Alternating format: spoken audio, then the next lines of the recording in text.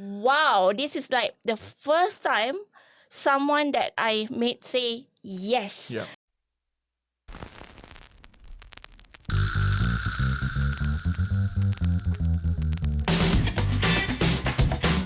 Assalamualaikum warahmatullahi wabarakatuh.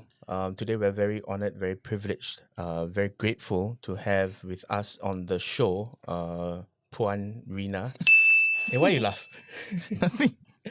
Puan Rena is the founder of Natugee, which currently provides natural anti-aging skincare products. If I said that wrong, Rena, you can always, expand on that a little bit. Welcome to the show, Rena. Thank you. Thank you for having me first. I am actually very honored to be here. Cool. It's okay. So Rena, maybe what you can do is you can share a little bit about what you do right now, and then maybe we can go into your origin story, the backstory. Okay, so let me maybe introduce myself first for people who doesn't know me. Um, I am basically a founder to a brand called Natugee, where instead of actually we promoting anti-aging, we are actually promoting pro-aging now. Okay, and we help women to achieve healthy skin using natural and organic ingredients. Okay, so Natugee started back in 2016. Okay, and currently we already in 7 year business, and we are 100% e-commerce, and our market, our main customers, 80% is actually coming from Singapore. Awesome. Yeah. And that's you as a completely Malaysian brand. Yes. Right. Okay. I think we're in a little bit of a privileged position, at least today, because I know Rena quite well. So I know her story. Maybe you want to share with us a little bit about how Natugee first started, because as far as I understand, you didn't start off selling or didn't start off marketing pro-aging products. Yes, correct. So, as I mentioned just now, we started in 2016. That was actually after I got back from the UK. When we started, it was not as what it is right now. We started with mother and baby products. Actually, we did DIY products, specially targeted for mothers who have a stressful life, for about a year before we pivoted in 2017.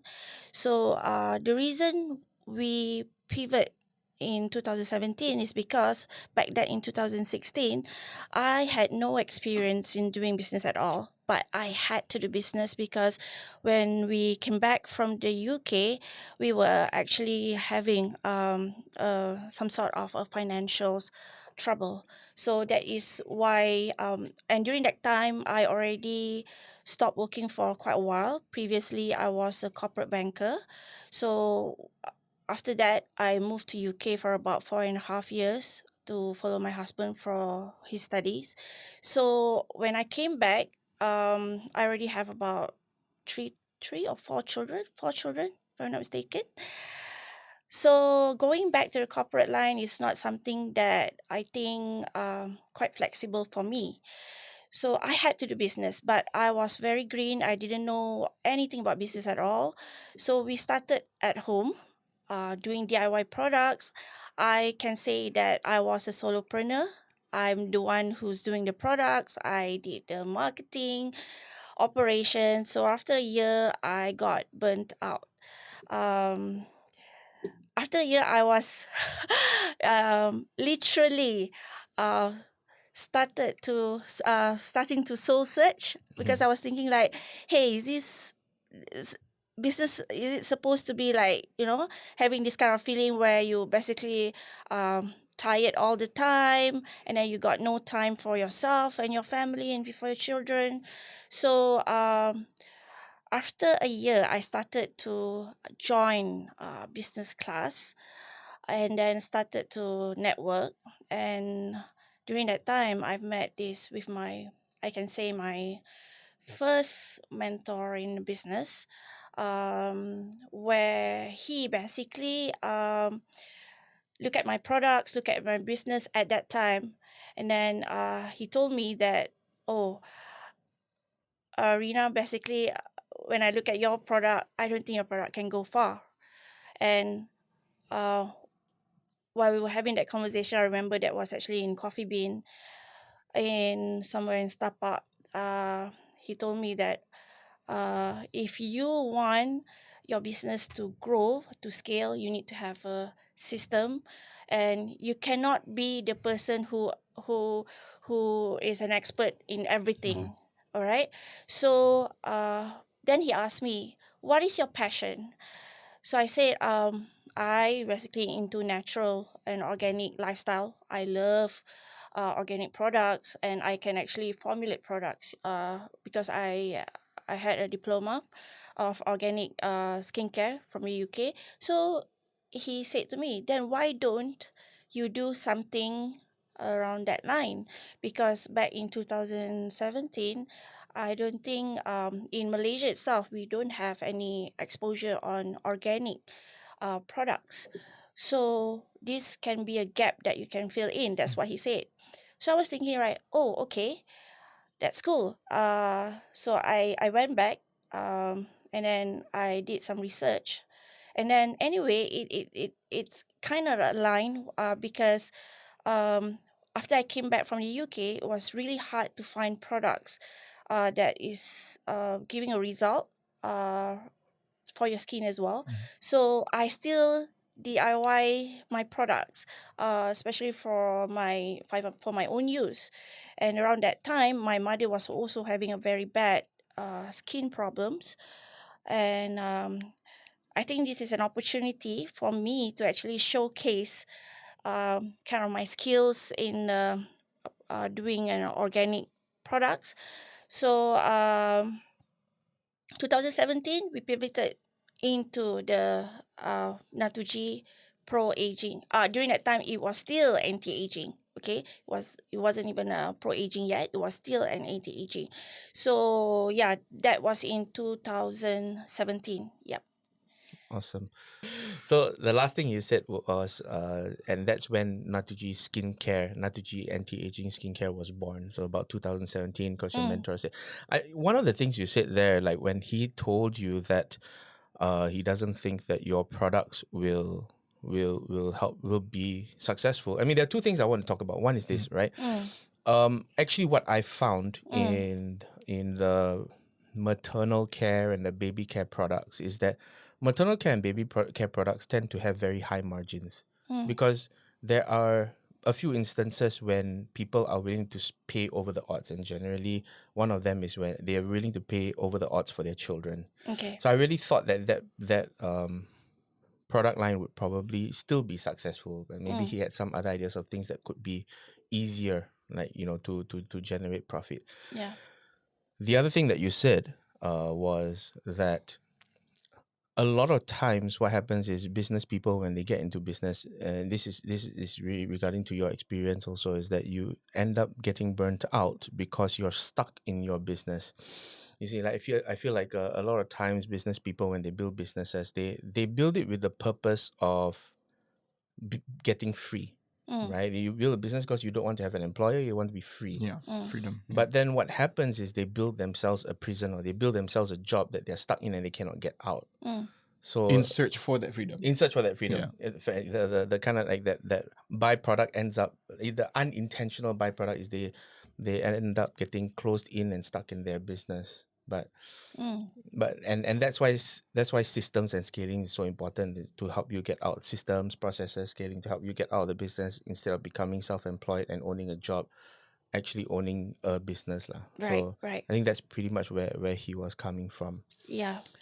No, I think just to add into that, right? As I mentioned just now, my background was a corporate banker, right? So a lot of people, as I just want, in addition to what you said just now, right, Faz, a lot of people think if you are been working somewhere, you are doing a corporate thing, and when you start your own business, it would be an easy transition because you have an Because you think you can experience. apply what you've learned. Yes, of course you can apply what you have learned, but I can say it's totally different. Okay, because when you're working in the corporate, everything is ready for you. Yeah. So the system, everything is ready for you. But when you are starting your own business from ground up, you're starting from zero. Yep. And Absolutely. then there's a lot of aspect that you need to look into it, as for example, marketing, and then sales, and then the operation. Because sometimes in order for you to to chase for that revenue, you have to to do the marketing first. And then when you do the marketing, you have to make sure that your inventory is sufficient or your capacity at the back is enough. So there's a lot of balancing needs to be done. And if you don't have knowledge in the beginning, I think that's one of the reason as well on why business can fail. Yeah. You know, because it can be quite overwhelming as well. Yeah, absolutely. And I mean, especially to be fair, when people are just starting out, they end up having to do everything.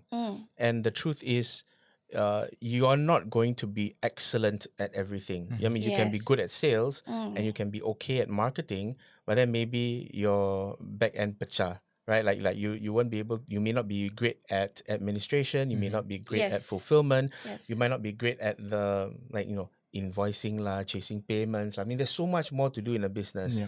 And especially with a product business, it adds another level of complexity.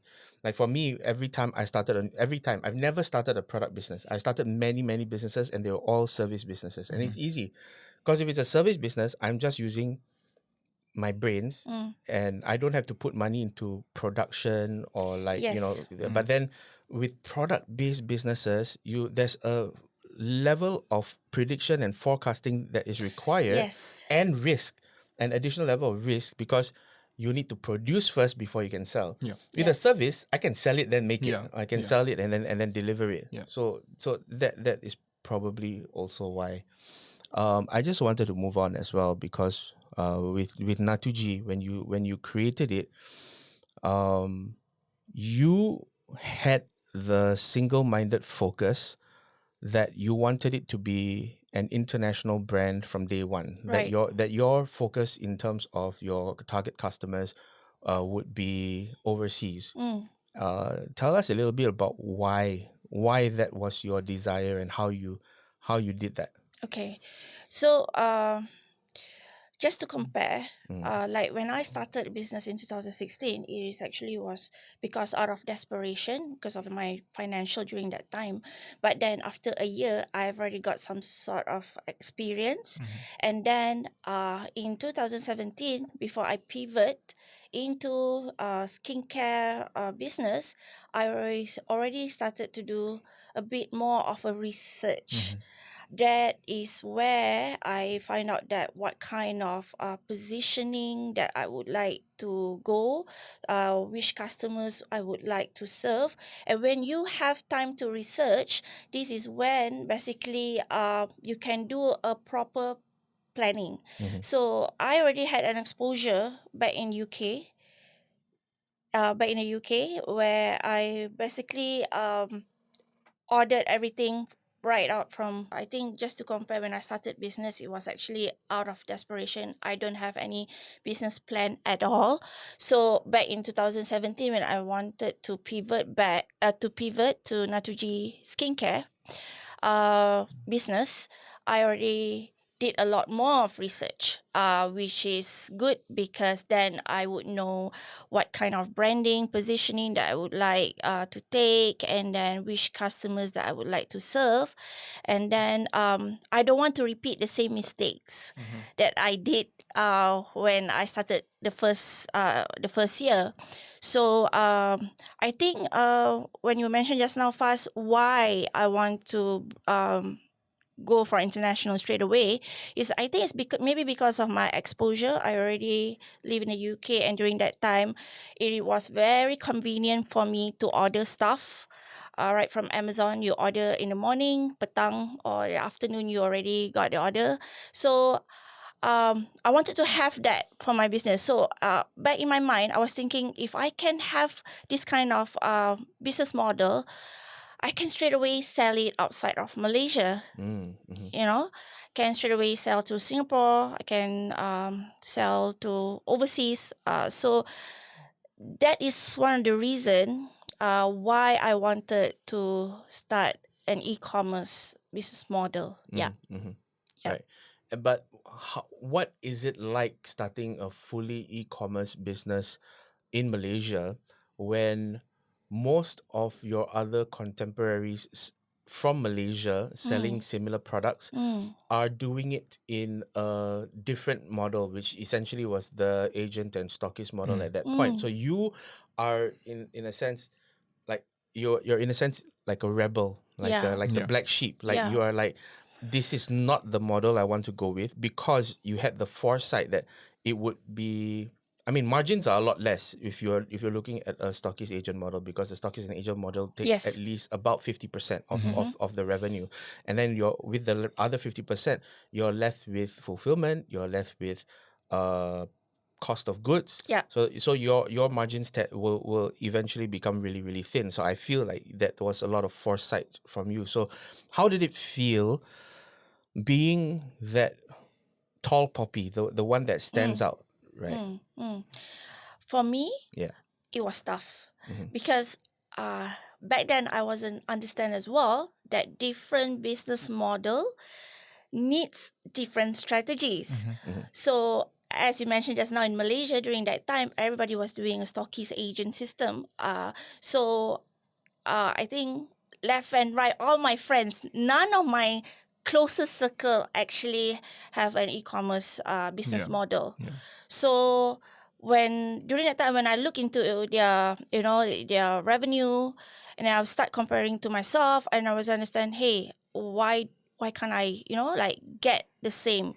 I during that time I wasn't really into like looking at the business model itself. It was because it was totally different. E-commerce and agent systems totally different, because for e-commerce you have to do your marketing by yourself. But for agent stockist system, they basically, the agent is the marketing for the business. So I was looking around at that time, finding someone, maybe a mentor that can actually help me. But in my circle during that time, none of my closest actually know about e-commerce business model. It was really, really tough, because for whoever that I met, they were saying that you cannot do this, especially when they look into the pricing that I wanted to sell. They were saying that, you want to sell this using website? Tak boleh. You kena ada kedai, because tak ada orang nak beli produk mahal dekat website. Wow. But now, even for products that is like thousands one, now you can actually buy it from a website, right? Yeah. But I was like, okay. And then the second one, the second person that I met will say that, you want to sell this outside from Malaysia? Oh, tak boleh. You kena jadi jago kampung dulu. And funny enough, right, all these people that actually saying this stuff to me, I remember their face very clearly, vividly, up till now. Are they friends, or are they? They are in my Gurus? circles, and Friends. I can say as well, they are someone that is quite prominent I see. in the Malaysia business community. Mm-mm. So so you understand or not? Like when every single person that you meet was like, semua tak boleh, tak boleh, tak boleh. You got dejected lah. I remember one time, this one person, the way he spoke to me was quite harsh. I know that he just wanted to be blunt. So he said, you nak jual ni, you nak pergi post benda ni, sekarang benda ni pecah. Because during that time, my product was actually in glass bottle. Benda ni pecah. So, tak boleh jual benda ni. And I rasa you buka je lah agent system. And then I remember I went back during that time when so many people say no to you. I actually broke down. That was the first time I broke down. Then I start to question myself like, oh memang tak boleh ke? But as I know myself, lagi orang cakap tak boleh, that is where I actually wanted to prove like, kenapa tak boleh? In the Resilient. UK, I boleh order from US, I boleh order from a lot of other countries. Kenapa kita tak boleh? Kenapa Malaysia tak boleh? So, it was very frustrating. I met one person after one another, and then up to the point that my husband wanted to like kind of pujuk me because dia dah tengok I dah macam my motivation getting low and low and low. I couldn't get the answer that I want. So he bought me the Tony Robbins ticket sebab he knows I'm into Tony Robbins. Sorry, which one is that? Is that UPW? Yeah, UPW. That was back Diamond in... tickets, if I'm not mistaken. Wow. Yeah, diamond tickets. No, not diamond. Oh. The second one. What is it? No, solitaire is the right in front. Oh yeah. So it's diamond. Yeah, that's correct. That's correct. Second row. But he bought that like early birds a year before, so we get buy one free one. Okay, and diamond was actually really expensive. Okay, that ticket. If you buy just before the event, it's actually very, very expensive. Wow. If you buy just before the event, I think it's about 18,000 ringgit, something like that. Can It is about 15,000 ringgit plus tax. yeah, because it's actually in Singapore, so they selling it in they're not selling it in SGD. Are they selling it in In SGD? SGD, it was 4,500 to 5,000 ringgit plus tax. So in SGD lah. Yeah. So I went there for the UPW. I don't know what to expect, but I was like during that time, I was when I went for that UPW, what I wanted to have is actually maybe a change of a mindset. Is there something that I can do? Because I was having a problem to start an e-commerce business. I had to actually have a sales team during that time. But one of my issues as well, because a lot of sales team, I'm not sure about back then, but they were they basically had to close for products that is 500 ringgit, 600 ringgit just through the phone, you know. So business was tough during that time. So I went to UPW. And then I think that's the first time actually I met with Ibu Hanim. That's the first. Oh, really? Oh, Ibu Hanim was there. Yeah. Yeah, Ibu Hanim was there. Yeah. I was there with Oh Ibu no, as that's well. not the first you time were I've there met with- Ibu. Yeah. I've met Ibu previously in one of her early classes. During that time, she doesn't even have anims yet. Yeah. So I already met her like once or twice, and then I've met her again at the UPW with Hanif. And then so what I did was, as a person who likes to give value to other people, I remember I messaged Ibu, I text Ibu, I said, hey Ibu, I also at UPW, which seats you basically get. So dia kata diamond. Then dia cakap, oh okay, do you want me to reserve your seats? I cakap dengan dia. And then dia kata, okay, boleh. Tolong reserve 3 ke 4? I think 3. Dia cakap, or maybe another one is for Nash, if I'm not mistaken. Yeah, sure. Right? I don't know. So Either maybe one. 3 or 4 seats. And she said, okay, no problems. And then that was actually the first time I've met Faz. That was the first time you met Faz. Yeah, that was in 2018. 2018, right, Faz? Yeah.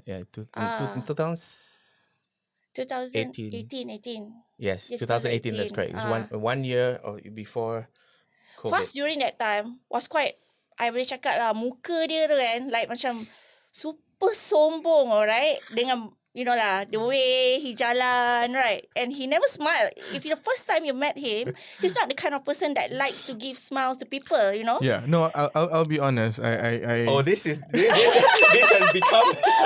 Okay, let's go. Interestingly enough, I used to not pick up Faz's phone calls Yeah, that's right. when he would come to KL. Really? Yeah, I don't remember why. I was brainwashed, let's just say that. I know why.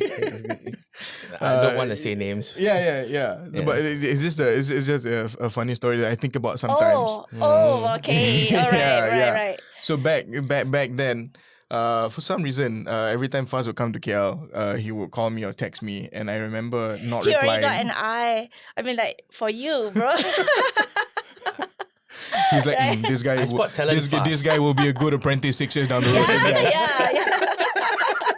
He's good at spotting apprentice. Yeah, he's a good judge of character. Yeah. Yeah, but he was texting me and he was calling me and I never picked up. It was so funny because you actually never stopped until I replied one time. And then we met at Andalus. No, Andalus. We met at Publica, bro. Oh, Public. Plan B, I think. Yeah, made it easy for you. Yeah. Made it easy for you first. Yeah. Yeah. Okay. Yeah. I just wanted to say how I met Faz the first time, and then Right. So you're Interesting trying that to you say met. I also don't smile. Yeah, yeah, So yeah, that's why you don't pick up my calls. If I smile more, you will pick up But you my met call. Faz previously before at my office, right? Yes. Yeah. Yes. So And I'm the one who introduced. that's how we I'm the one knew who each other. introduced. No, but the Faz first time to I met Afiq. you, Fik, and the other two was Yes. at the coffee shop at Yeah, Publica the coffee in the morning. at the Curve. Oh, the Curve, yes. the Coffee. Curve. The curve. Oh wow. Yeah. That I don't remember. It was marketing. I think it wasn't Afiq. That's another guy. Oh, is that right? Yeah. Okay. We'll bleep the name out. Okay. Okay. Yeah. Yeah. Okay. That's the other guy. So yeah. So that's the first time I met Faz actually at UPW. You know, he never smiled, and then tapi ibu cakap dengan I, oh ni anak ibu from Singapore. And then during that time, I was having a conversation with Ibu and Hanif, and then Ibu just started diorang Adams. punya program, Yeah. which is the BSS Yeah. program. So she kind of like introduced me about the program, I and see. then she said, oh, maybe you can also speak to Faz, you know, because I mentioned to Ibu, I wanted to have an e-commerce business. I wanted to sell my product at Singapore. So he said, okay, maybe you can speak to Faz. You know, I wanted to make an appointment with Faz. But this is one thing about me. I think Faz knows this about me. I don't bloody care whether the person likes me or not, or you know, muka nampak garang macam nak bunuh orang ke, you know. She's still talking about me. It sounds like it. Yeah, it sounds like it. You know, like if I need to go and see the person, because whatever that I want. Yeah. So I just go and say, Faz, can we make an appointment, right?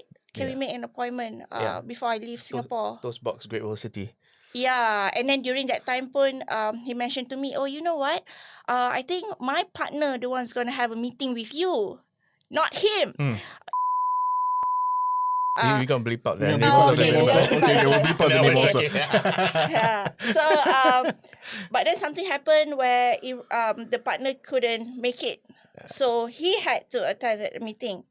So, the rest was history. I don't know what of course, yes, the rest was history. Just in my defense, when I go for trainings, I'm like game face on. I want to learn. I like want to like extract maximum value. Yeah. So sometimes, but to be fair, generally most people tell me the first time I see you, I want to slap you. I don't really, not say I don't like your face lah, but you look very fierce and unwelcoming. But after getting to know you, I actually think you're actually a nice guy lah. It's just the first few minutes, I guess, maybe, or first few days in Rena's case. Do you have a testimonial? You too. Yeah. Okay. So getting back into so all right. We were talking about how when you were in Malaysia, right? You were so. I don't know whether to use the word depressed. I mean, you're so disheartened at the fact that everybody's basically telling you what you want to do cannot be done. My take on it is, I'm like you, right? If I want to do something, when people tell me that it cannot be done, what I hear is, you haven't done it before and you don't know how to do it. Let me go and find somebody who does. Yes. Right? Because clearly in our experience, when we look at people who have done it before, it's been done. How can you tell me it cannot be done when it's been done before? Yeah. What you're really telling me is you cannot do it or you don't know how to do it. I'm going to find somebody else. Yeah. So, yeah. I mean, if you want me to continue the story, you So, can continue. We met at Toast Box. I mean, I only had that kind of light bulb about, for whoever that I've met before, they don't know how to do it. It's only after I've met with person who can show me how to do it. So maybe I just share a bit of story, what happened during our first meeting, and in case of people doesn't know what Faz did. Did people know what you did before? No, Faz? I don't normally. I don't tell So people. basically, Faz runs a marketing agency back in Singapore. So we had a meeting the first time. So I showed him the product, and then he was looking into it. I think he already did some research Of about my course. brand during that time. Yeah. And then so he asked me this question like, so what you guys want to do? Something like that, right? And then I say, I want to sell this in Singapore. Do you think I can sell this in Singapore? And you know what? I was looking intently at him. I know my husband was looking at me because usually when I ask this kind of question, I will always get Answer is rejection. no. Yeah, and you were fully expecting some resistance. Not necessarily. I did not have any expectation Right. because during that time I already just reached attended. Tony Robbins, right? Yes, I already attended Tony Robbins, Yeah, so yeah, I yeah. don't have any expectation during that time. But I was looking intently at him, and then he was like taking a product, and then he said, "Yeah, why not? Your brand looks very international. We can sell this in Singapore." You know what happened? I don't know. Did you notice any facial changes during that time? Like tears welling up in your No, eyes. you know what happened? Internally, no, I did not have. I know. tears But during you were that- just very happy. You were Yes, I overjoyed. was very elated during that Yeah. time. I was like, wow, this is like the first time someone that I made say yes. Yeah. I was looking at my husband during that time, but I was just like keeping cool, keeping Are cool. you real? No. This is the Chinese businessman trying to keep your poker face. Don't show your excitement style. It's like it's like this. Actually, I'm super excited. It's like, I know. We got him. It's like who got who? Yeah. You turn to your husband and then Yeah, and then I was like, wow. And then Faz was continuing telling all his case study, Yeah. whatever that he already did for his client. But then I remembered when I went out from the meeting, right? Because after that we had go back to KL. I told my husband, actually, I had a very long discussion with my husband during that time. I said, wow, this Tony Robbins really powerful. Can connect me to a network. I don't know, is it something like inside Yeah. or what, Yeah. But then I remember I told Nazim, I said, well, I got to learn from this guy. Because this is the first time people say yes, So But not only did I say yes, I said, why not? Why I said we not? were confident. Yeah. It's like Yeah. there's no reason why it can't Yeah. be done. Yeah. In fact, at that meeting, I drew out the strategy on paper. As in, I drew out, right? Okay, so this is what we're going to do. We're going to use this strategy. We're going to build this funnel, which will then lead to this, that, and the Yeah. other. And then this is how you acquire clients. And you had no idea the history of no's that she's been through prior to I meeting didn't you. know. no, I I didn't did know. not also Yeah. told him all the stories. Yeah. Yeah, so Yeah. it's crazy too. When you look at the story from a third person point of view and you look at the history of no's that Rena has gone through, only to find somebody who doesn't just say yes, but looks at the product and goes, yes, why not? Yeah. Why, Yeah. why not? Yeah. You couldn't answer this yourself. I'm sure that was somewhere in your... I know what you're trying to say. I'm not. But honestly, like, am I your first client from Malaysia during that time? No, I had other clients from Malaysia. For okay. example, the But in seat product- number 4 product was base. for one of my other clients Uh-huh. in Tony Robbins. Right, was one of my other clients. Right. Nash, obviously. But I mean, I'm talking about product based. For like product, you were my first Malaysian client, but you wouldn't be my first client because for me, it doesn't matter where the product's from. We just find where to sell it. If like let's just say even right now, her 80% of her clients are outside of Malaysia. Not even outside, like 80% of her clients are primarily in Singapore. So that means if you can find a market like Singapore, you can sell it. It may not necessarily be your home country. So Oh, good. you might not be able to sell it in your home country. So that advice where jaga kampung diri dulu may not necessarily hold because the fact is that's not your kampung. You have already been outside. You had already been in the UK. You had already experienced what e-commerce is like globally. Yes. So your real kampung that's is not correct. even Malaysia. That had already changed your worldview. Correct. And then the other thing I wanted to say is that there are no coincidences. I mean, obviously everything is written. Everything is Allah's will. But what happens is Nazim decided to buy diamond seats for Tony Robbins. Diamond seats are literally the third most expensive seats at any Tony Robbins seminar. The first most expensive seats are the platinum seats, which is for people who pay $100,000 a year. Yeah. The second most expensive seats are the first row seats, which are solitaire. Then the third most expensive are diamond seats. They are obviously more supply, but it's still quite expensive. And the price itself which is something we've been talking about all week, is a self-filtering mechanism because you're only going to be surrounded by people who can afford $5,000 per seat. Yeah. Or if you bought it like 1 year ago, 2,500, but still it's quite a hefty sum of money. Yeah. So I think this is also that value where a lot of people don't see. And again, I always say this, like price is what you pay, value is what you get. Yes. You go to a place where everybody is paying $2,500 to $5,000 a seat.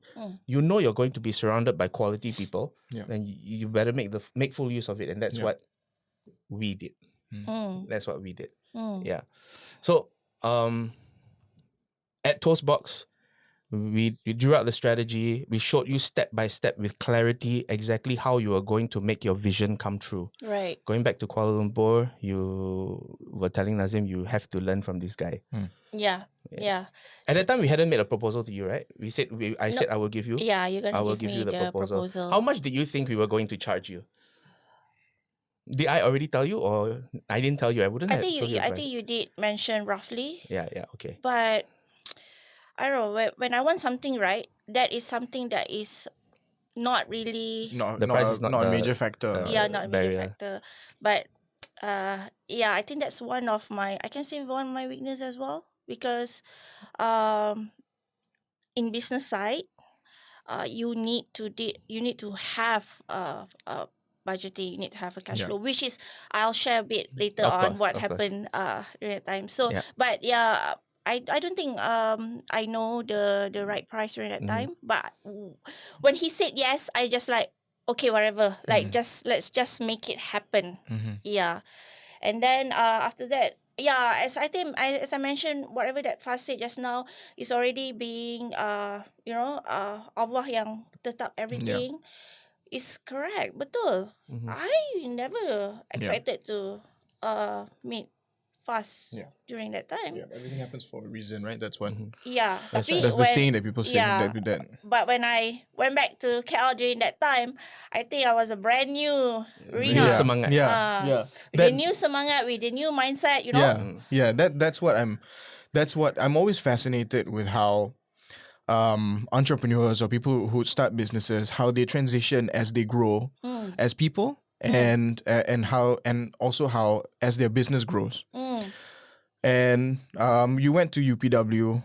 Tony Robbins changed you in more ways than one. I'm sure the way you viewed your limiting beliefs were different. Yeah. And you also met people that could change your life. Right. When you got back to KL and you now have this newfound inspiration and motivation to really go strong with Natugee, I'm sure you still face some form of criticism or some form of skepticism. Maybe some people still said no. How did you navigate that coming out of UPW after meeting Faz, knowing that there's at least one person in the world who said yes, why not? How did you navigate your emotions when faced with criticism? I just block it out. Like basically, I can see the goal that I wanted like so clear. Whatever people say during that time just doesn't matter. Right. You get what I mean? Right. Like It doesn't affect you anymore. no, during that time, because I don't know how to describe the feeling during that time. That is why, having my business journey, I would know when I have to make a certain business decision. Those kind of feelings that was really strong. I just like go for it. And then if whatever people say during that time, no, but you have to remember also, Afiq, during that time, not many people knows about e-commerce yet. Yeah. So they don't know my plan to go into a Singapore yet during that time. So I did not tell anybody about my plan during that time. So after that, fast, I think kind of have a program here in KL with Ibu. Kan? Yeah. That's when we start to develop more, getting to know each other in terms of on the We personal. attended BSS 1 together. The BSS first ever 2. BSS 2? I attended You attended BSS BSS 2. We attended BSS 1 and Yeah. I attended BSS 2. One of the key lessons that I get from Tony Robbins that I applied it until today is that proximity is power. That is Right? absolutely correct. Yeah.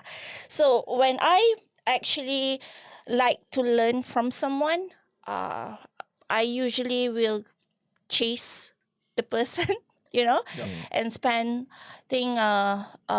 more time with the person. Because the way I learn is not just whatever that the person actually teach me on paper or intentionally, is basically through observation. Yeah. So usually when I spend time with a person that I wanted to learn or I admire, I will see how the way he speaks, the way he make his decision, and I can say I actually learn a lot from Fast in terms of marketing, in terms of mindset. And as you mentioned just now, Afiq, it is true.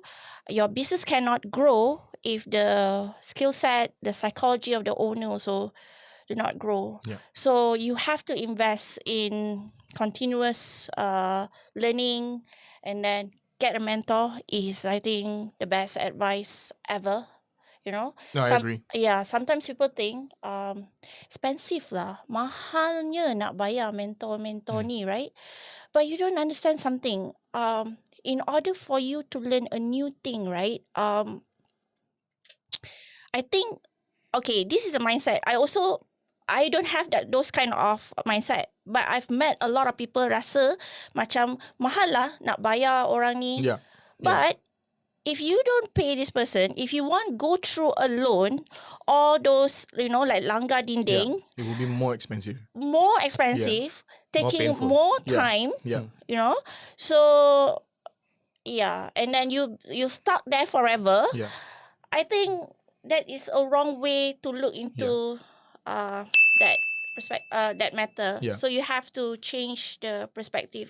If somebody can help you, like shorten your time of learning, can help you navigate all those things that you're not supposed to langgar, isn't that better? Yeah, it is. And I also think that, just to add on to that, is that having a mentor, it doesn't limit you to how much you grow in business. I think it also helps in how you grow as a person. Correct. How you have better relationships. Yes. For me, and my mentor. Right. We don't have to name names. Right. But I have a mentor myself, and he teaches me a lot about business. Right. But more importantly, those the values and the foundations that I am being taught is applicable to every other area of my life. Yes. And I can have a better relationship with my amazing wife. Yep. And I have a daughter. I have a daughter now, a 9-month-old daughter, and I can have an amazing relationship with her. Yeah. I can have an amazing relationship with my family. I can look at problems outside of business and solve them as if they are as if there are problems within my business with the same skill set, with the same level of attention, with the same Right. level of patience and calmness. Yep. So having a mentor is not just cost effective Yep. when you want to start a business. It is also effective to how much pain you have to go through to get from point A to point B. Yes. Correct. Yeah. Yep. That's awesome, guys. You wanted to say something? Because what I was going to say, I didn't want to cut you because I was going to move on to, it wasn't all bed of roses, unicorns, cookies, and flowers. There were also low points because even then there were still learnings. Yep. Right. So if you want to say something, you can say that first. Otherwise, we can go to that and then we can come back to it later if it comes up again. For I don't. Do you want to say something No. in response to that? No. Okay, cool. So, beyond that, I think even when you engaged my agency, Right. I think I feel like we did a really, really good job in the first 3 months. Yeah. We acquired thousands of new customers Right. in a completely new market, Mhm. right?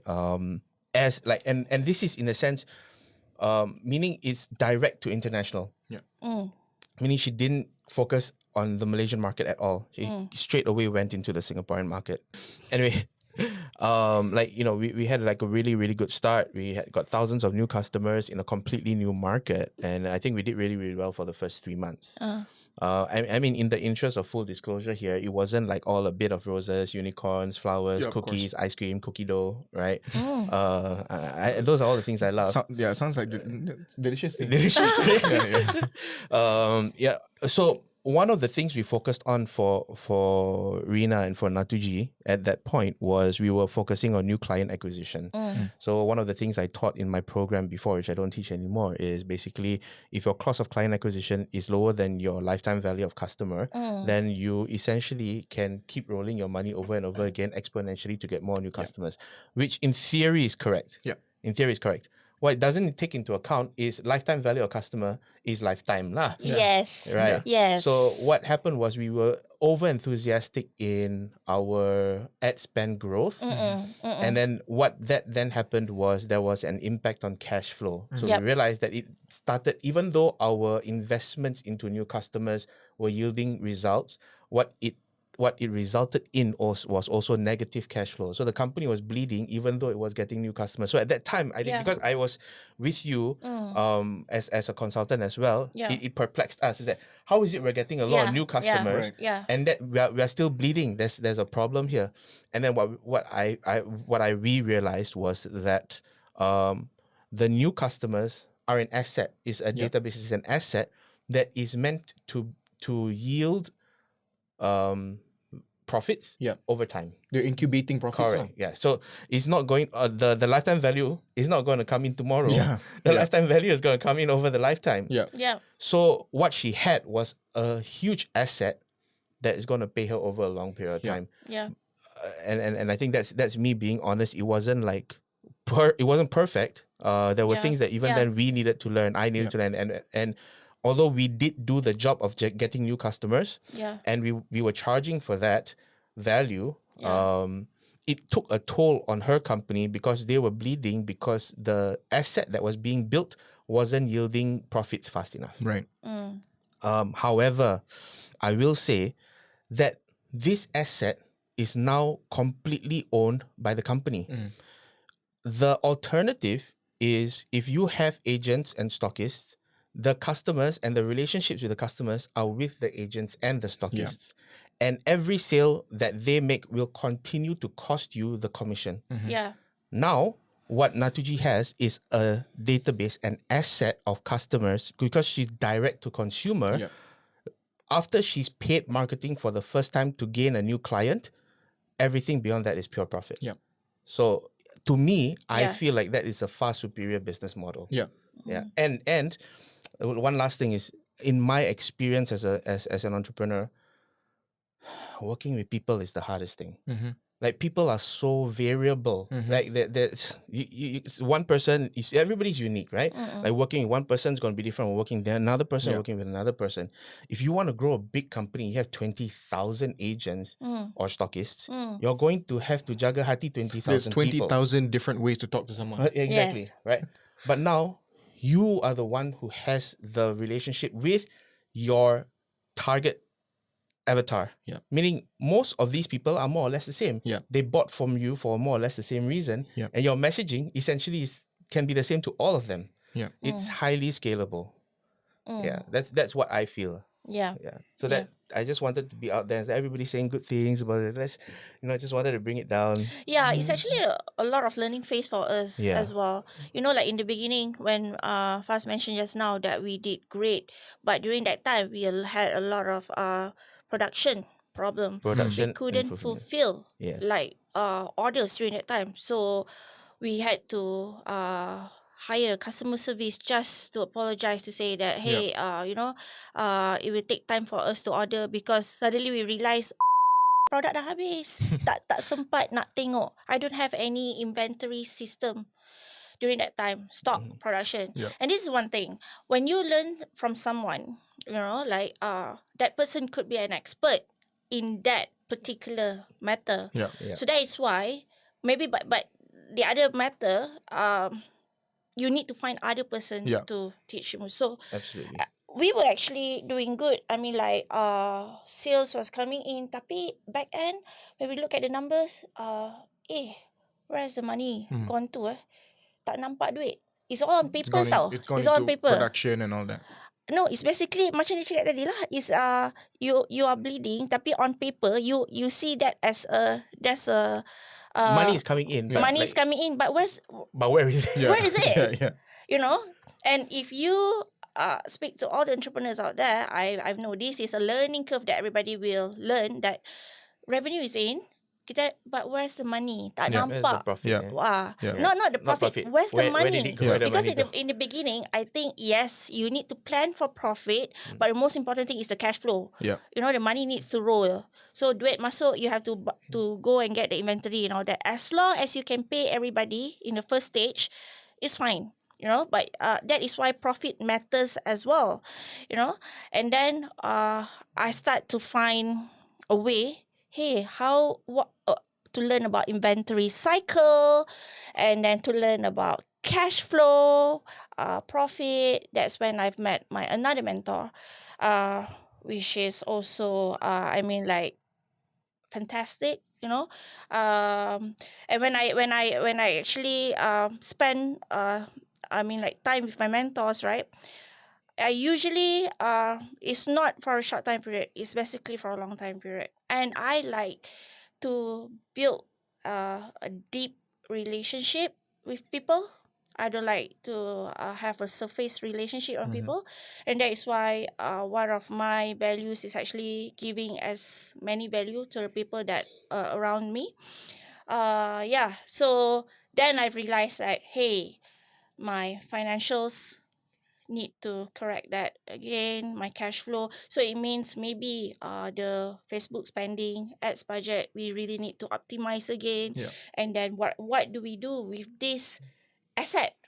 So you need to have a strategy, you need to have a system on how you can utilize this to keep on buying from you.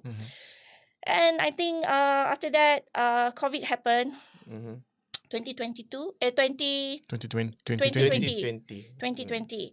But then I started already on 2019. I've already started to find a ways on how can I retain my customer a lot longer, because we want to get that LTV, and I start to slow down on the customer acquisition. Because you have to remember the first time when you acquire customer, actually you're paying for that marketing. So you basically either break even or maybe have a little profit. But when the customer buying for a second time or third time, that's when you get a profit. Yeah, that's pure profit. So that's when we want to get more of our customer base to buy again. So and then COVID happened, lockdown, I think in February, March in Malaysia. Somewhere there. Yeah. March. That's when I started my retention program I started to send emails to all my customer base. I got during that time about 10,000 database that is never activated, you know. But when you never done anything, usually the first few months will of course give you a very good result. Because after that about 30 to 40% revenue comes from email marketing, and I believe 100% with email marketing. A lot of people say that okay, maybe for Malaysia base tak sesuai to do an email. No, I think everybody have email. Kan? You nak buka Facebook, you nak buka Instagram, you need email. So in some point you need to check your email. So email is still a good communication, and it's also low cost. When I say low cost, is quite predictable compared to Facebook ads, where you need to optimize all the time. So that is why I keep on educating people to actually always collect your database. Email addresses. Email address for build your list. Yep. I think that how you turned it around at that point when you realize that we're spending too much on building the asset, which is customer acquisition, and then we now need to focus. Let's pause our customer acquisition or slow it down significantly and focus primarily on how to maximize the asset that we have. And the way you did it, for me, I felt was a big turning point and was masterful to get you to where you are now. I mean, as far as I know that you have gotten multiple inquiries from businesses in Malaysia that one, want to transition into e-commerce, and two, want to penetrate international markets using e-commerce, right? So you've now, because you have that experience, everybody else that says no, it can't be done, you are that person that now says, why not? Well, there's no reason why it can't be done. I've done it before. I can show you exactly how to do it, right? So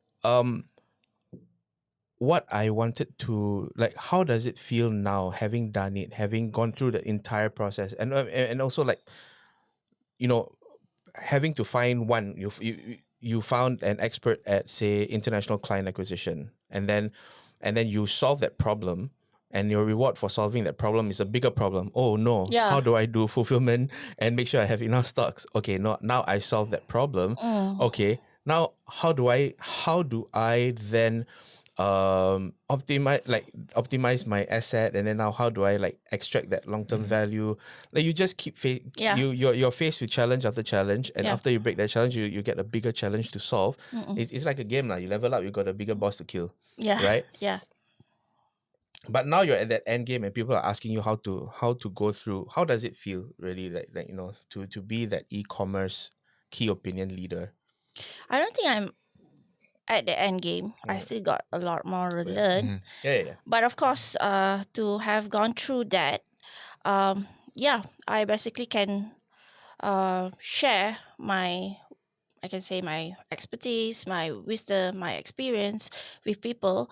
And I think for Malaysian business, this is not impossible.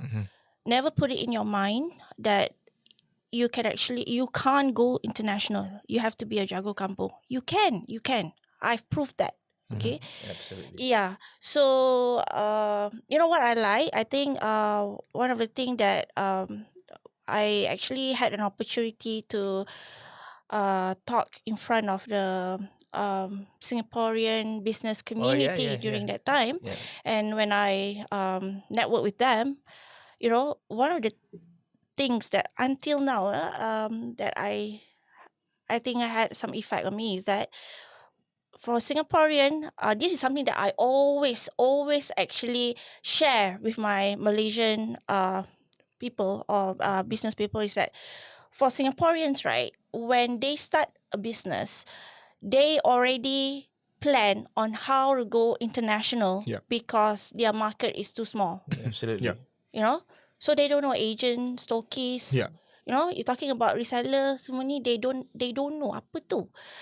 So that is a very good mindset, and I think in a way as well, your government also supports on how to go international, right? But what I'm saying is that mindset is really, really important. Yeah. Because if you think you can't, you can't. Yeah, definitely. Yeah. Limiting beliefs. Yeah, limiting beliefs. Yep. Yeah. So now you are sought after as a consultant for international e-commerce, right? In Malaysia, I know that there are a lot of brands that are looking for you to advise them on how to go international.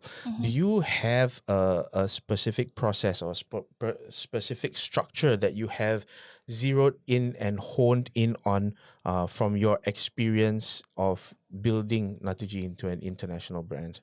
Yes, I do. Because I think when I look back into my journey, there's a lot of things that I skip. So for example, I might need to do this first, but I skip that because I didn't know, because you don't know what you don't know. So you go and do another thing, but actually you have to have the base first, for example. So what I did was I actually sit down and then write every single steps that I did from day 0, not even day 1, day 0 to where I am right now. And from there, I look back and map it out. Like, if I can go back, what are the first steps that I should take? So, okay, when people do business, right, of course, they straight away wanted to have sales. Sales is very important. But you also, before you have sales, there's a very important thing that you need to do actually is you need to have a financial planning. That is something that I did not have in the beginning. Okay, I also I can say also that when I started, I did not have vision, mission. I don't know all those kind of things, right? So I tahu I nak jadi international, nak jual international, I nak jual for at the premium price. These are the kind of branding that I want to have. That's all. So so if people wants to go for international now with e-commerce, usually I will share with them guides and tips step by step on how they can actually get to where I am right now. And the first thing that, of course, products, it really matters. So if you don't have a good products, you don't have a repeatable products, it, I mean, like, your business can grow, right? So but to have that product, you need to have a problem that you solve. So you need to know your target market. You need to know your target avatar. I think even then, when I met you, my target avatar profile, Still too generic. yes, still to generate. So it's not solid yet. So we as a business, I mean, like, as a brand, we need to know our target avatar first before you even come out with a product, and then you need to know your positioning. You need to do your competitor analysis to know which pricing that you want to do. And then at the end of the day, as I mentioned just now, when you have a financial planning in the beginning, that's the one's going to guide you. So sometimes as an entrepreneur, we want to do everything, kan? Yeah. Kita nak buat semua benda. Yeah. But at the end of the day, if you do semua benda, you don't follow that planning, that's where you're going to get burned lah. Yeah, so step by step process is really important. And to get there, the different that I always mention to whoever that actually wanted to hire or engage me is I look at the matter holistically as an entrepreneur, because I have worked with so many agency and partners before. So this is where I actually basically look at as a, the bird's eye view level. So we look into the production, we look into the marketing, we look into operation, everything. But if you hire a certain agency, they will only work with you on that particular Yeah. department. So it's not holistic, right? It's not even It's holistic. not integrated with the Yeah. rest of the strategy. Yeah. How many steps is your internationalization price? 25, 26. 25 to 26 steps. And how long I does broke it down into a module. 25 to 26 Yeah. modules? And each module is about half a month? Depends on whether the person, the company can actually finish Yeah. or fulfill Whatever those tasks are in those Yeah. 26-step plan. Yeah. And Usually we take about 6 to a year. 6 months to 1 year To 1 year. to successfully internationalize. When I say that, I mean to successfully start selling their product to start internationally in selling. e-commerce. And then after that, there's an optimization process Yes. that takes place. Mm. Okay, that's really good to know. I know that you are also, I mean, there's just so many things that you do. I know you are also a role model for female entrepreneurs, and you have your own female entrepreneur empowerment community called the Fempower group, right? Yeah. Maybe could you tell us a little bit about that? So I think I started Fempower back in 2019, 2020, but then I did not do any activity during that time. It has been my goals to actually empower female entrepreneurs because I think when I started, it was quite hard for me to get networks, to learn from people. So this is why I think starting from last year, I've been actively doing a monthly gathering for female entrepreneurs. It's actually a platform where all these female entrepreneurs can come, and then there will be some knowledge sharing. And then networking between I can say the members, So I think it's a great outlet for female entrepreneurs, for women entrepreneurs, because I can say for women entrepreneurs, their struggles can be quite different from our male entrepreneurs, because we actually wearing a lot of hats, I can say, in terms of being a mother, and then being a wife, being a leader at your workplace, and then there's a lot of layers of emotions as well, because as a woman we tend to be quite hard on ourselves, and we don't basically we taking care of all the people around us, and the last person that we usually take care is our own self. So and it also can be quite a lonely journey as well, because I think it's quite easy for male entrepreneurs to actually go out, meet up at mama store, and then just have a mastermind group, where you can actually talk about business ideas, strategies. But for women entrepreneurs, we don't have this kind of platform that is quite chill, not something that is very rigid, like where you can be yourself, and I can say a safe space where you can just share your ideas, share your problems, in the same time not to worry about people being judgmental on you because you are a leader. And yeah, that's why I started actually Fempower community. Awesome. I mean, not only male entrepreneurs don't just go to mama shop, but sometimes they go to Arabic restaurants. Yeah, sometimes yeah. they go to Halabi, Yeah, Andalus. And they never Andalus, have shisha. wait for them to sponsor first. Yeah, You got to bleep them out. Yeah. Wait for them to sponsor. Sometimes you go to Halabi and there's a random couple of entrepreneurs, one's giving the other one a masterclass. Yeah. That usually happens. It Places happens. Yeah. Cool. I don't really have any more questions. I mean, if people want to find out more about Fempower, the movement, where can they go? Can actually go to our Instagram page, FempowerMy. FempowerMy. Yeah. And if people want to find out more about Natugee, where can they go? They can go to our website, natugee.com, natugee.com. And if people want to find out more about how to internationalize their e-commerce business, what should they do?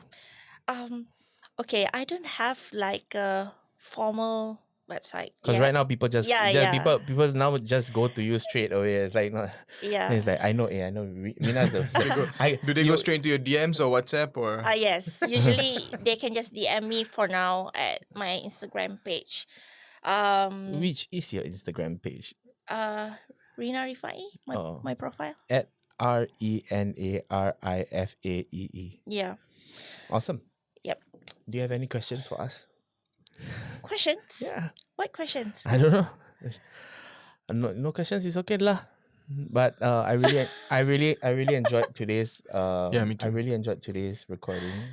It's been very fun. It's also been very enlightening. I think a lot of the things that we talked about today has been it's been on my mind to share with the world, like your journey, because I know that in Malaysia a lot of people know Natugee, and a lot of people know Natugee as that that Malaysian e-commerce brand that went international from day one, right?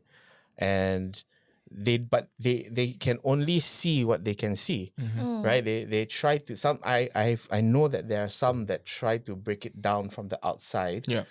I mean, if I were to use more marketing terms, they try to funnel hack the strategy. Yeah. But they only see the front page. They don't buy anything. Yeah. They don't invest anything into their research. Yeah. And clearly you can't learn anything from that, because even if you paid, you still need a lot of thinking to understand the strategy behind it, right? Yeah. But at least today, I think people hear the story of, I mean, not the how, but at least the story of how, not the steps lah, how it came to be that Natugee was, in my opinion, or as far as I know, one of the first Malaysian brands to go international from day one. And the biggest takeaway from it that I got was that she didn't take no for an answer. Yeah. She knew that it could be done, and she didn't take no for an answer. She kept looking and looking and looking until somebody said, "Why not?" Yeah. Oh, another thing, maybe just to let our listeners know that if you want to go for international, of course you have to make an investment. Yeah. It's not as easy like you Yeah. know, I have like few thousand ringgit. Can I still go international? Because you have to look into your branding. You have to have a proper system, funnel, and all that will cost money. And yeah, I've invested a lot. A lot. In mentorships, in my business as well. So investment needed, I think. There's no such thing of like macam zero cost. Yeah. Or Yeah. No, whatever. I think a lot of times Zero cost growth. zero cost growth. I think a lot of times it's also like the first question I would ask, right, is how much money do you want to make? Yeah. And most of the time they'll give you a big number. Yeah. The second question I'll ask is how much money are you willing to invest to make that amount of money? Yeah. So the more money you want to make, the more money you're gonna have to invest. It doesn't just appear like that. Yeah. That's a loud snap. That was a loud snap. That's what my snap aspires to be Like when Thanos. it grows up. Yeah. Yeah, and so I think oftentimes there's a big disconnect. People think that you can make a lot of money fast without putting in money. I think you can have two of those, not three. Yeah. You can make a lot of money fast, but you have to invest a lot of money. Yeah. You have, or basically it's the cheap, fast, and good lah, right? Yeah. Yes. Right. So yes. it's either, they can only exist in pairs. it can only exist in pairs. You want to make a lot of money, but you don't want to put in money, then it's just going to be slow. Yeah.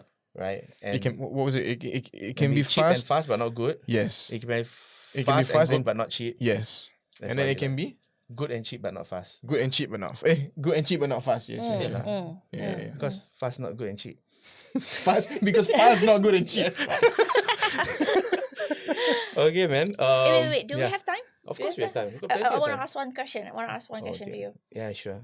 Okay. So fast. Do you think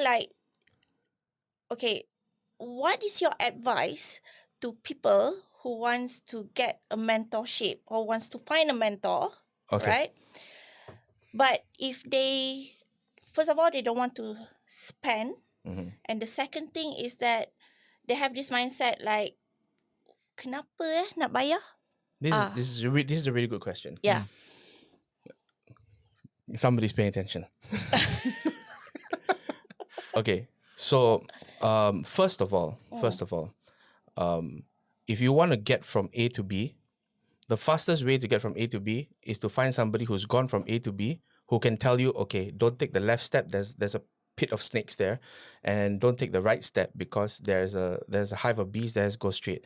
Okay. No, you got to bend down a little bit because there's a branch there that's going to hit you in the face if you don't bend down. So let's just assume let's make an analogy. You want to get from one end of the forest to the other end of the forest, or you want to get from the base of Mount Everest to the top of Mount Everest, and you've never done it before. Of course, you're going to hire a Sherpa. You are going to hire a Sherpa because they do it all the time. They know exactly what steps to take, and they know exactly what is needed. They can tell you what dangers are ahead, right? Would you, let me ask you, because you asked me the question, would you climb out Mount Everest by yourself the first time with no guide? No. You wouldn't even know where to start. Yeah. And that's why a mentor is so important, because they've already climbed the mountain multiple times and they know exactly what to do. So the first reason is, if you try to do it yourself, you may not know what steps to take. And yes, we live in the age of information. You can go online. There's so much information online. You'll also not know where to start, and there'll be even conflicting information. And so, possibly, it might take you a lot of time, and you might not even get there. So that's the reason. That's the reason why you want to have a mentor. As to why it would cost so much, or why should I pay for a mentor? It's very simple. When I first started my business and I had no mentor, I struggled for about 15 years making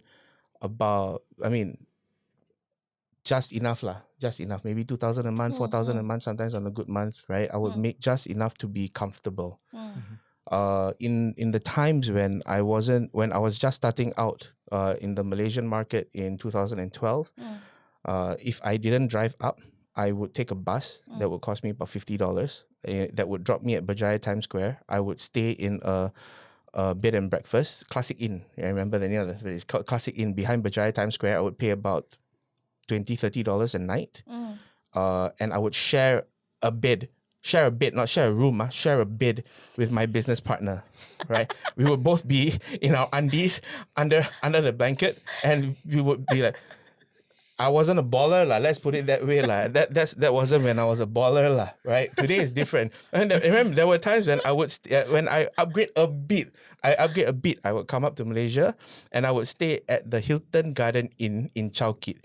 Rena and Nazim will sometimes after meetings they will send me back there and they'll make fun of me.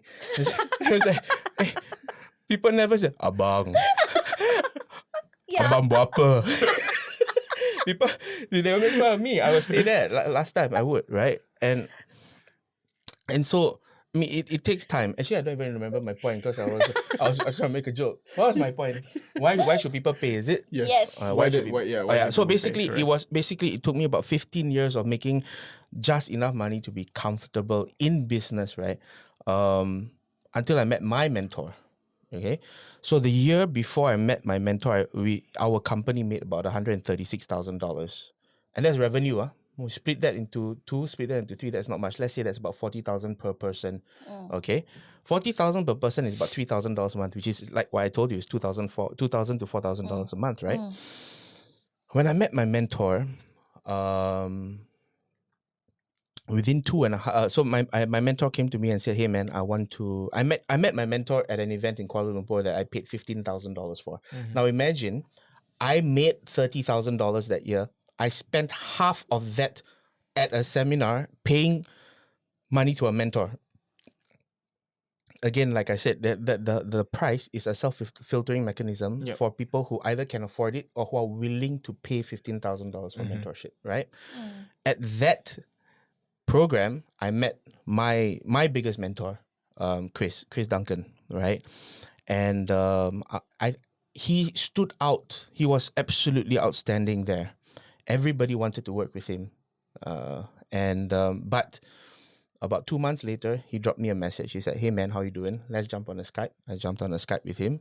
At this point, to be fair, I felt, and this is probably a me thing, I felt like we were both two alphas in one room. And you know, when two alphas in a room, generally you don't really like, Right. you just basically view each other as a threat, right? Right. So we don't really get along that well. But there were some processes during the training. We bonded. We were quite close. But then it's still everybody else wanted to work with him. 2 months later, he dropped me a message. Let's jump on a Skype. He said he really wanted to penetrate the Asian market. So back to your question about, first, why do we need a mentor? Two, why must we pay so much or so, right? So Chris wanted to come into Asia. Everybody wanted to work with him, but he dropped me a message and he said, "Hey man, let's do an event together." And in 2.5 weeks, we put 42 people in the room and we made $46,000 together. Wow. And what happened was at dinner that day, he basically said, "Hey man, how much did you guys make last year?" "Oh, we made $136,000. I didn't tell him like we 3 people made $136,000. I told him we made $136,000. I said, "Well, that's pretty good. You guys made 6 figures, but you guys are talented. You guys are smart. You should be doing 7. And I was like, "I agree. We should be doing 7. I just don't know how." Right? And then he was like, "Yeah, I'll show you how, no problem," in his typical Kiwi accent. And I was like, "I mean, I've done it 7 times. I can definitely show you how to do it." And I said, "It's just going to cost you $60,000. Obviously, I didn't have $60,000 in the bank. Obviously, I didn't have $60,000 in the bank. But I knew that if I worked with him over a year, I would at the very least, make back $60,000. So there would be no loss. There's no risk. In my eyes, there was no loss and no risk. Plus, even less risk is the fact that I already made $23,000 with this guy. Yep. So if I spread those payments out, the $60,000 over 1 year, which is $5,000 a month, and I just used the money that was coming in, I basically covered like 5 months, right? So I said, okay, let's do it. In 3 months, we made $180,000 together. In 9 months, we made $500,000 together. And then I took my team to Bali for a month. So we delayed our $1 million, but by 18 months, we made $1.2 million.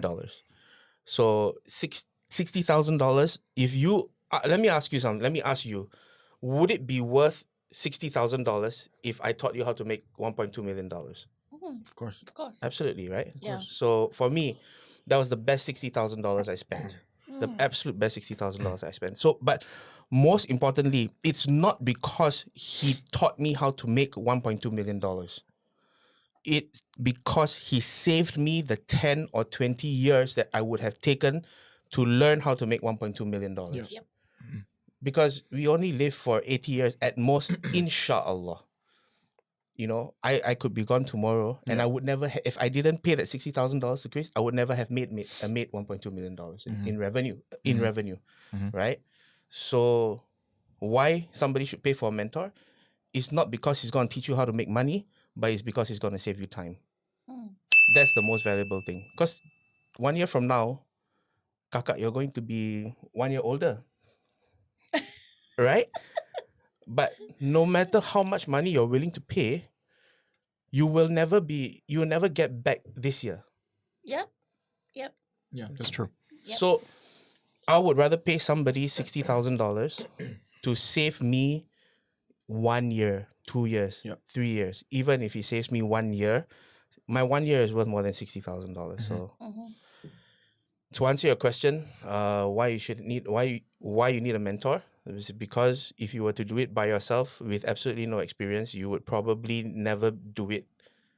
You just wouldn't know where to start. Yeah. And even if you did, it would take you an absolutely long time.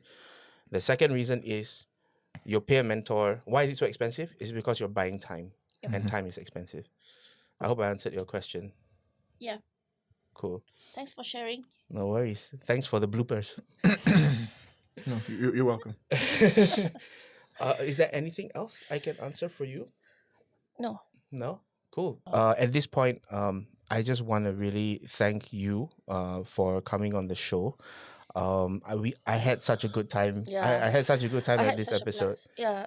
Yeah, obviously. Obviously. I had such a good time, and I think the viewers, especially I think there is a lot of mystery around Natugee. Yeah. You know, like a lot of people are trying to figure it out. Yeah. they still won't be able to figure Yeah. it out just from listening to this, but at least they have an insight into the process of how they could make it happen for themselves. I mean, they can't engage my agency anymore, but they can engage Rena to advise them on what to look for in an agency, what to do yourself if you don't want to hire an agency. But again, it will cost you time or it will cost you money, but it's never free. Yep. Right? So there you go. Thank you so much, Rena. Thanks for having Thanks, me. Rena. Yeah.